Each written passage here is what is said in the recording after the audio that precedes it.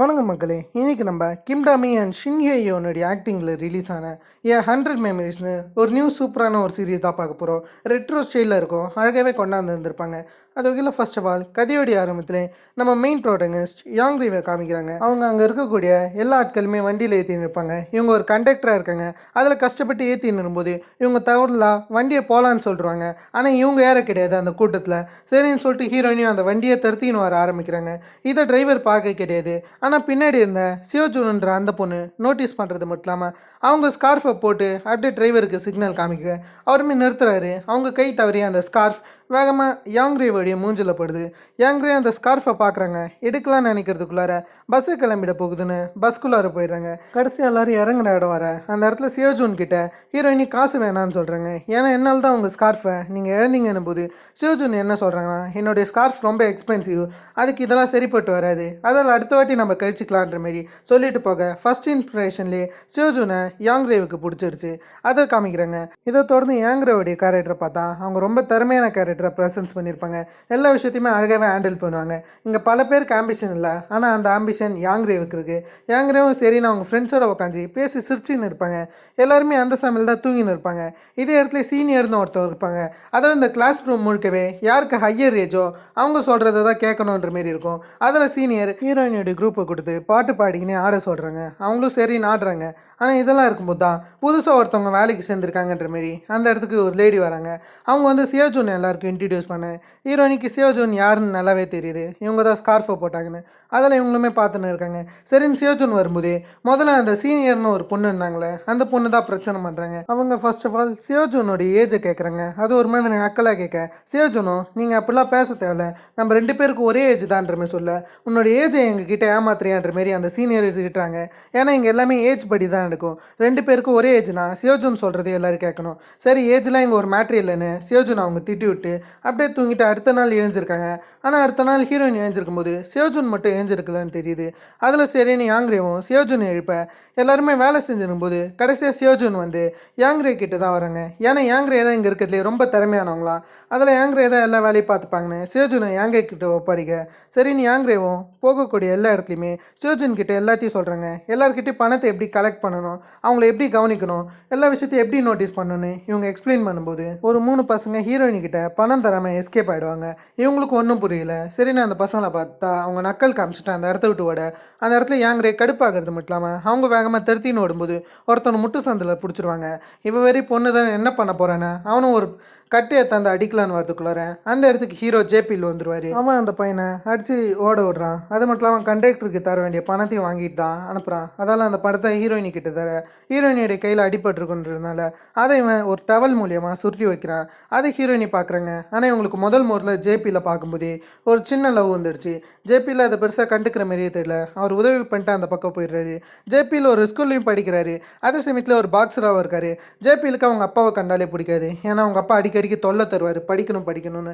ஆனால் ஜேபியிலுக்கு எப்பயுமே பாக்ஸிங் தான் பிடிக்கும். ஆனால் ஒரு மேட்ச்சில் ஒரு பாக்ஸர் சண்டை போட வேண்டியதாக இருக்கும். அந்த பாக்ஸருக்கு காலில் இன்ஜுரி ஏற்பட்டதுனால இவர் போய் அந்த மேட்ச்சில் சண்டை போட வேண்டியதாகிடும். அங்கே ஏகப்பட்ட ரிப்போர்ட்டர்ஸ்லாம் இருந்திருப்பாங்க. அது வகையில் அந்த மேட்சை டிவிலையுமே டெலிகாஸ்ட் பண்ணுறாங்க.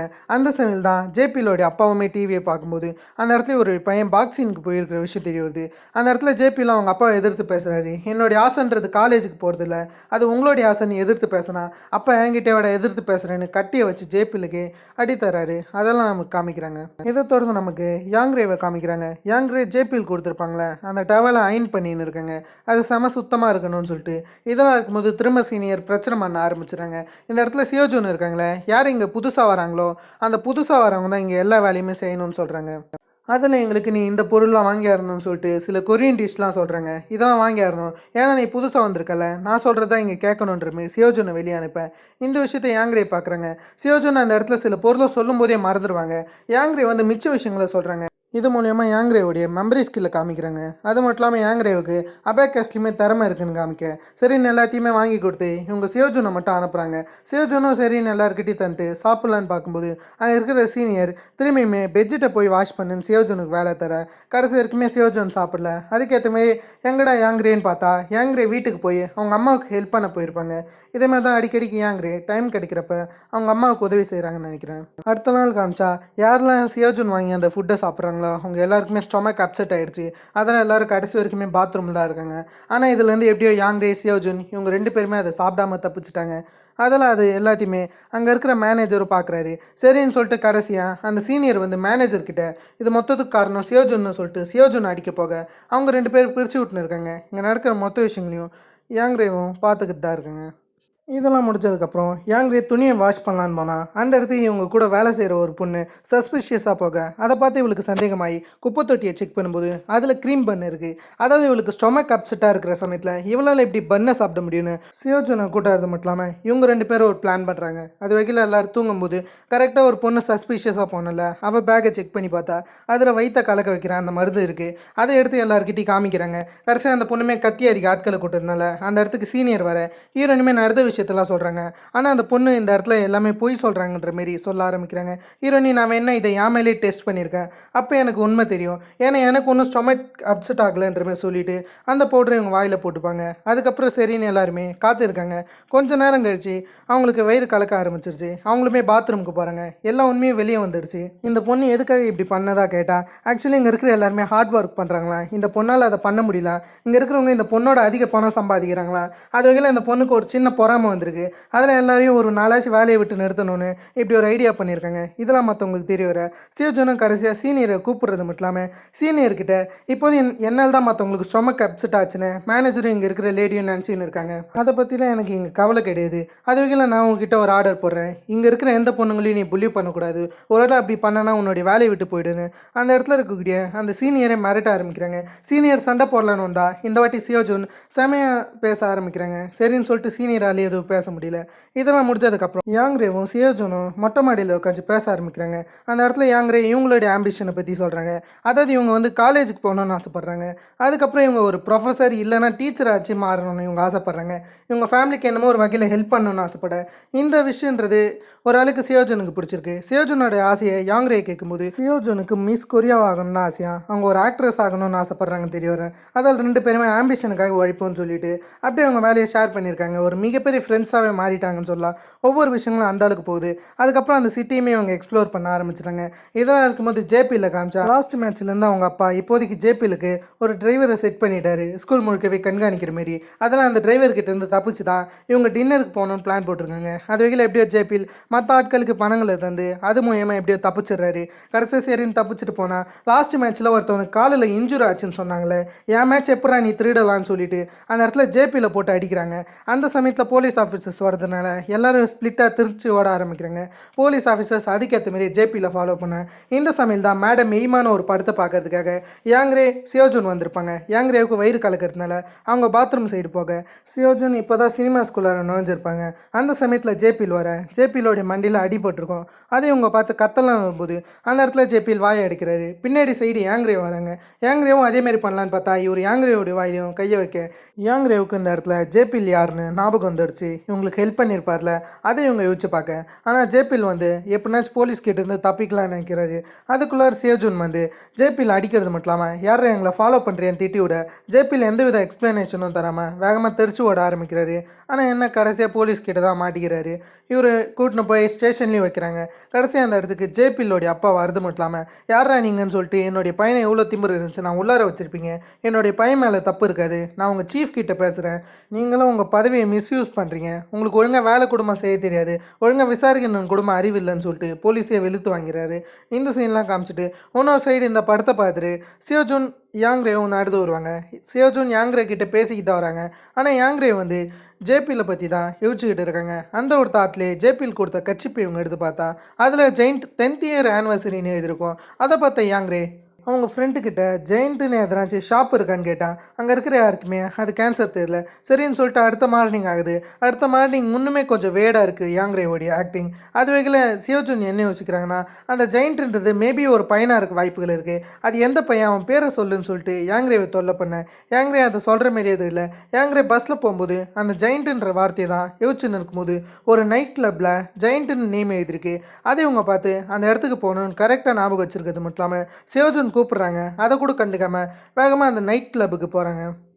ஏங்கரே போன கொஞ்சம் நிமிஷத்துலேயே அந்த இடத்துக்கு போலீஸ் ஆஃபீஸர்ஸ் வந்துட்டாங்க. போலீஸ் ஆஃபீஸர்ஸ் அந்த இடத்துல விசிட் பண்ணி அங்கே இருக்கிற எல்லாரையும் தடுத்தி அடிக்கும்போது கடைசியாக அந்த இடத்துல யாங்கிரே மாட்டிக்கிறாங்க. யாங்கிரே விசாரிக்கும் போது அவங்க கிட்ட ஐடி இருந்ததுனால அவங்க தப்பிச்சிட்டாங்க. எப்படியோ ஒரு சின்ன ரெக்வஸ்ட் வச்சு யாங்கிரே போலீஸ் ஆஃபீஸர்ஸ் கிட்டேருந்து தப்பிச்சிட்டாங்க. கடைசியாக இவங்களுடைய இடத்துக்கு வரும்போது அந்த இடத்துல சியோஜுனை பார்க்குறாங்க. அந்த இடத்துல இவங்க சியோஜுன் கிட்ட என்ன சொல்கிறாங்கன்னா, நான் இதுக்கப்புறம் அந்த ஜெயிண்ட்டை மண்டியில் வச்சுக்க போகிறதே இல்லை. அதில் இப்போதைக்கு நான் நைட் ஸ்கூலில் கான்சன்ட்ரேஷன் பண்ண போகிறேன். அதில் நைட்டு ஸ்கூலில் போய் சேரலான்னு சொல்லிட்டு அந்த ஸ்கூலில் போய் இவங்க எல்லாத்தையுமே சப்மிட் பண்ணுறாங்க. அந்த இடத்துல கொஞ்சம் சியோஜுன் பயப்படுறாங்க. அந்த இடத்துல ஹீரோயினி தான், நீ ஆக்ட்ரஸ் ஆக இது ஹெல்ப் பண்ணும், அதில் நீ ஜாயின் பண்ணுன்ற மாரி எப்படியோ சியோஜுனை ரெக்வஸ்ட் பண்ணி யாங்ரே சேர்க்குறாங்க. கடைசியாக எல்லாம் முடிஞ்சதுக்கப்புறம் யாங்ரே சியோஜுன் அவங்க வீட்டுக்கு கூட்டாருங்க. அவங்க வீட்டில் இருக்கக்கூடிய எல்லா விஷயத்தையும் சொல்கிறாங்க. அவங்க அம்மாவை பற்றி சொல்கிறாங்க. கடைசியாக யாங்ரே வந்து எப்போ பிரதர் வருவாருன்னு சொல்லிட்டு அதை கேட்குறாங்க. பிரதர் நேம் தான் யாங் சிக்ன்றது அவரை காமிக்கிறாங்க. அந்த சமயம் தான் இவர் அவருடைய ஃப்ரெண்டான ஜங்ஹியோன் கிட்ட பேசின்னு இருப்பார். இவர் சந்தோஷமாக ஜங்ஹியோனோட ஒரு பக்கம் பேசின்னு இருக்காரு. இவர் புதுசாக ஒரு வீட்டுக்கு டியூஷன் போக போகிறாரு. வேறு எந்த வீடும் கிடையாது, ஜேபிலோட வீடு தான். அந்த வீட்டில் ஒரு டியூஷனுக்காக இன்டர்வியூ அட்டென்ட் பண்ணிருக்காரு. இதெல்லாம் முடிஞ்சதுக்கப்புறம் ஜேபியில் ஸ்கூலில் காமிக்கிறாங்க. அதாவது இப்போதைக்கு ஜேபியில் கூட ஒருத்தன் சண்டை போட்டிருப்பான்ல, அதை போலீஸ் கூட தடுத்திருப்பாங்களே, அவன் பேர் டியோகுன்றது.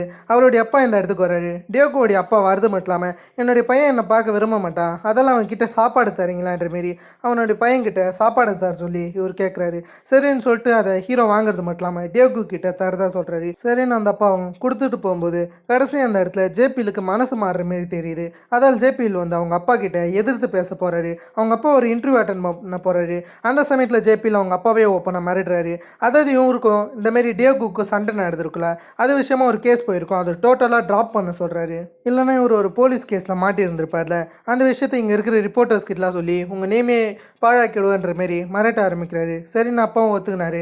அது மட்டும் இல்லாமல் வேற ஒரு டீலர் ஜேபில் போடுறாரு. வாரத்தில் 3 வாட்டிக்கு ஒரு ஜிம்முக்கு போகிறதா சொல்ல, அப்போவுமே நீ அதுக்கு பதிலாக டியூஷன் அட்டென்ட் பண்ணும், உன்னோடைய கிரேட்ஸும் நல்லா இருக்கணும்னு சொல்ல 2 பேருமே டீலுக்கு வந்துட்டாங்க. அதுவைகள் தான் ஜேபிலுக்கு டியூஷன் எடுக்க யாங்கிரேயோடைய பிரதர் வந்துருந்துருப்பாரு. இதெல்லாம் ஒரு பக்கம் நமக்கு தெரிய வருது. சரின்னு வீட்டு பக்கம் காமிச்சா அந்த இடத்துல சியோஜுன் இருப்பாங்களே, சும்மா இல்லாமல் ஹீரோயினுடைய அந்த ரூமை போய் செக் பண்ண ஆரம்பிக்கிறாங்க. இவங்க செக் பண்ணும்போது தான் அந்த இடத்துக்கு ஹீரோயினோட பிரதரும் ஜங்ஹியோனும் வந்துடுவாங்க. இவங்களுமே அவங்களுடைய நேமை சொல்லி இன்ட்ரடியூஸ் ஆகிக்கிறாங்க. சியோஜுன் நான் ஹீரோயினோட வேலை செய்கிறேன்னு சொல்ல, சரி நான் அந்த இடத்துல பிரதரும் அவரும் இன்ட்ரடியூஸ் பண்ணிக்கிறாரு. இதெல்லாம் முடிஞ்சதுக்கப்புறம் ராத்திரி இவங்க சாப்பிட்டு அப்படியே சந்தோஷமாக இருக்கேன். அடுத்த நாள் ஹீரோயினி நைட்டு ஸ்கூலுக்கு கிளம்புறாங்க. அந்த சமயத்தில் சியோஜுனும் ஹீரோயினியும் சந்தோஷமாக தான் பேசுவாங்க. திடீர்னு சியோஜுனுடைய ஒரு டாய் கீழே விழ அதை ஒரு ஃப்ரெண்டு எடுக்க போவாங்க. அந்த சமயத்தில் சியோஜுன் ஒரு மாதிரி ரக்கடா கத்த, அதை பார்த்து அங்கே இருக்கவங்க பயந்துட்டாங்க. சியோஜுன் அடுத்த செகண்டே என்ன சொல்கிறாங்கன்னா, இது என்னுடைய ஆக்டிங் எப்படி இருந்துச்சு, நான் உண்மையாலுமே நல்லா நடிச்சேனான்னு கேட்க, அங்கே இருக்கிறவங்களே இது ரொம்ப ட்ரூவாக இருந்துச்சுன்ற மாரி அதெல்லாம் சொல்ல, சரி இந்த விஷயத்த பெருசாக யாரை கண்டுக்கல. அடுத்ததாக இவங்க நைட்டு ஸ்கூலுக்கு போகிறாங்க. அந்த இடத்துல யாங்ரே சியோஜுனுக்கு ஒரு பெண்ணை கிஃப்ட் பண்ணுறாங்க. இது கண்டிப்பாக உனக்கு உதவும், நீ நல்லா எழுதுவேன்ற மாரி அந்த இடத்துல சொல்லின்னு இருக்கேன். இவங்களும் சந்தோஷமாக சரின்னு அங்கே இருக்கக்கூடிய ஒரு பெஞ்சில் உட்காந்தா அந்த இடத்துக்கு திடீர்னு ஒரு லேடி வராங்க. அவங்க வரது மட்டும் இல்லாமல் ஹீரோயின் யாருன்னு கண்டுபிடிச்சிட்டாங்க. நீங்கள் தானே அந்த பஸ்ஸோடைய கண்டக்டர்ன்ற மாரி சொல்லி 2 பேரும் இன்ட்ரடியூஸ் ஆக இந்த பக்கம் எல்லாமே சந்தோஷமாக போகும்போது அடுத்ததாக ஹீரோயினுடைய அம்மாவை காமிக்கிறாங்க. அந்த இடத்துல இவங்க கார்ட்டை தள்ளின்னு வந்துருப்பாங்க. அந்த இடத்துல தள்ளின்னு வந்த 2 பசங்களையும் ஐஸ்கிரீம் வாங்க அனுப்ப யாருமே இல்லாத பட்சத்தில் இவங்க வேலை வந்து ஒரு ஆக்சிடென்ட் நடந்துடும். அதில் இது தெரிஞ்சு ஹீரோயின் வரும்போது இவங்க ஹாஸ்பிட்டலுக்கு போக மறுக்கிறாங்கன்னு தெரிய வரும். அது மட்டும் இல்லாமல் இவங்களுக்கு கார்ட்டை நினச்சி தான் ரொம்ப வருத்தம்னு சொல்ல, சரின்னு ஹீரோயினுமே அந்த கார்ட்டுக்கு பணம் கேட்கணும்னு அவங்களோட வேலை செய்கிற இடத்துல 2 மாதத்துக்கான பணத்தை முன்னவே கேட்க அங்கே இருக்கிறவங்க தர முடியாதுன்னு அதை டோட்டலாக மறுத்துடுறாங்க. இந்த விஷயத்த சியோஜுனும் கேட்டுருந்துருப்பாங்க. இது சரிப்பட்டு வராதுன்னு நெக்ஸ்ட் அதை ஹீரோயினி இவங்க அங்கிள் கிட்ட போய் பணம் கேட்பாங்க. அந்த அங்கிள் பணத்தை தரமாட்டேன்னு சொல்கிறாரு. இவங்க என்னுடைய அப்பாவுடைய பணத்தை நீங்கள் திரும்ப என்கிட்ட தரணும்னு ஒரு மாதிரி பணிவாக தான் கேட்பாங்க. நாங்கள் முன்னவே அந்த பணத்தை தந்துட்டோம், நாங்கள் பணம் வாங்கினதுக்கு எந்த ப்ரூஃபுமே கிடையாதுன்னு சொல்லிட்டு ஹீரோயினி அசிங்கப்படுத்தி வெளியே அனுப்ப, ஹீரோயினி வருத்தத்தில் போய் அப்படியே அந்த கார்ட்டை மழைன்னு கூட பார்க்காம அப்படியே சரி பண்ண ஆரம்பிக்கிறாங்க. ஆனால் இவங்களால முடியல. இவங்க நினச்சாலும் அதை சரி பண்ண முடியாது. அது தெரிஞ்சாலும் ஒரு மாதிரி பெயினில் இருக்காங்க. அந்த சமயம் தான் இதை ஹீரோயினுடைய அம்மா பார்த்துருந்துருப்பாங்க. அவங்களும் ரொம்ப வருத்தப்படுறாங்க. ஹீரோயினி என்ன பண்ணுறதுன்னு தெரியாமல் பஸ்ஸை க்ளீன் பண்ணியிருப்பாங்க, எதனாச்சும் ஒன்று நிம்மதியாக பண்ணணுன்னு. அந்த சமயத்தில் அந்த இடத்துக்கு சியோஜுன் வரது மட்டும் இல்லாமல் அவங்களுடைய டாயை ஹீரோயினி கிட்ட தருவாங்க. ஹீரோயினி கிட்ட தந்து சந்தோஷமாக பேசின்னு இருக்கேன். திடீர்னு அந்த டாயோடைய பின்னாடி இவங்க பார்க்க சொல்கிறாங்க. பார்த்தா அதில் பணம் இருக்குது. அதை பார்த்து இவங்க இந்த பணம் எனக்கு தேவையில்லை, இதை என்னால் ஏற்றுக்க முடியாதுன்னு சொல்ல, சியோஜுன் இந்த பணத்தை நீ அப்புறம் வந்ததுக்கோ இல்லைன்னா நீ இந்த பணத்தை எனக்கு மந்த்லி பே பண்ணால் போதுன்ற மாதிரி சொல்கிறாங்க. அந்த இடத்துல ஹீரோயினியும் எவ்வளவோ அந்த பணம் வேணான்னு சொல்லிட்டு பேசி பார்க்குறாங்க சியோஜுன் கிட்ட. ஆனால் சியோஜுன் ஹீரோயினையும் வச்சுக்க சொல்லி கம்பல் பண்ண சரின்னு ஹீரோயினையும் அந்த பணத்தை அக்செப்ட் பண்ணிக்கிறாங்க. அதுக்கப்புறம் இவங்க சந்தோஷமாக இருக்காங்க. அடுத்ததாக ஹீரோயினுடைய அம்மாவுக்கும் புது கார்ட் வாங்கி தந்துட்டாங்க. இதெல்லாம் இருக்கும்போது அந்த இடத்துல தான் ஹீரோயினியோட பிரதர் இருப்பார்ல, என்கிட்ட எல்லாத்தையுமே ஹீரோயினி தந்தா, நான் அந்த பணத்தை திரும்ப தந்துடுறேன்னு போது அவளுமே அந்த பணம் வேணான்ற மாரி சியோஜன் அதை மறுக்கிறாங்க. இது மொத்தத்தையுமே வெளியே வந்து ஜங்கியோன் பார்த்துருந்துருப்பாரு. நான் லேட்டாக வந்துட்டேன் போலன்ற மாரி அவர் அந்த இடத்த விட்டு போகிறாரு. ஏன்னா அவருமே பணத்தை எடுத்தாந்துருந்துருப்பாரு. அடுத்த சீனில் ஒரு பொண்ணு வந்து எல்லாருக்கிட்டையுமே கெஞ்சிக்கின்னு இருப்பாங்க, யாருனாச்சும் என் கூட குரூப் டேட்டுக்கு வாங்கன்ற மாரி. அந்த மாரி இவங்க கெஞ்சின்னு இருக்கேன். அந்த சமையல் தான் அந்த இடத்துக்கு ஹீரோயினியும் சியோஜுன் வருவாங்க. அந்த இடத்துல சியோஜுன் நாங்கள் வேணா குரூப் டேட்டுக்கு வரோன்ற மாரி இவங்க அக்செப்ட் பண்ணிக்க. ஆனால் அதுக்கு சுத்தமாகவே ஒத்துக்க கிடையாது ஹீரோயினி வர முடியாதுன்னு சொல்லும்போது சியோஜுன் இதை ஒரு ஃபேவரட்டாக நீ பண்ணுன்ற மாரி சொல்லி எப்படியோ கம்பல் பண்ணி குரூப் டேட்டுக்கு கூட்டாராங்க. அந்த குரூப் டேட்டில் எதிர்பாராத வகையில் ஹீரோயினுடைய க்ரெஷ் ஜேபிலும் இருக்கார். இதை பார்த்து ஹீரோயினி ரொம்ப ஷாக் ஆகுறாங்க. அப்படியே ரெண்டு பேரும் ஒருத்தர் பார்த்துக்கிற மாரி காமிச்சு டோட்டலாகவே இந்த எபிசோடு இதோட கம்ப்ளீட் பண்ணுறாங்க. கண்டிப்பாக உங்களுக்கு இந்த எபிசோட் பிடிச்சிருக்குன்னு நினைக்கிறேன். நெக்ஸ்ட் எபிசோடுக்கு எவ்வளோ பேர் வெயிட் பண்ணுறீங்கன்றதை மறக்காமல் கமெண்ட் பண்ணுங்கள். அதேமாதிரி என்னுடைய எக்ஸ்ப்ளனேஷனில் எதனாச்சும் மிஸ்டேக் இருந்தாலோ வேறு என்ன தப்பாக பேசியிருந்தாலோ மறக்காமல் அதையுமே கமெண்ட் பண்ணிட்டு போங்க. சில பேருக்கு மேபி அந்த நேம்ஸில் குறை இருக்க வாய்ப்புகள் இருக்குது. ஏன்னா சில இடத்துல நேம்ஸ் சொல்லும்போது அதை உங்களால் அண்டர்ஸ்டாண்ட் பண்ணியிருக்க முடியாது. கண்டிப்பாக அதை நம்ம நெக்ஸ்ட் வீடியோவில் தெரிஞ்சுக்கலாம். அது மட்டும் இல்லாமல் நெக்ஸ்ட் எபிசோடுக்கு முக்கியமாக எவ்வளோ பேர் வெயிட் பண்ணுறீங்கன்றதையும் மறக்காமல் கமெண்ட் பண்ணுறேன். இதேமாதிரி இன்ட்ரெஸ்டிங் வீடியோஸ் அண்ட் அப்டேட்ஸ் உங்களுக்கு என்ன டெஃபினெட்லி நம்ம சேனலை சப்ஸ்கிரைப் பண்ணிக்கோங்க. Okay, have fun guys.